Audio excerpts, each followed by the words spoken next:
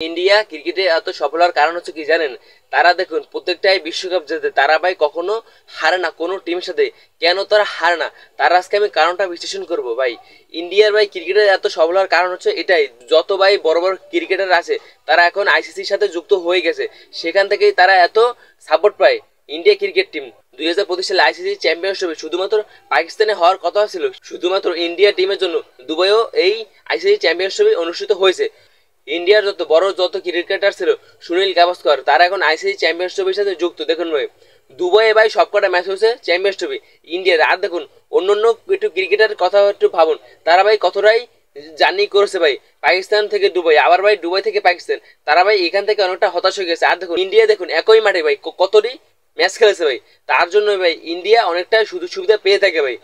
কেন উইলিয়ামসনের ভাই কপালটাই খারাপ, তিনি দেখুন 2015 সালে 2019 সালে ফাইনাল খেলেছে ভাই, তার কপালে কোনো একটা কাপ নেই ভাই।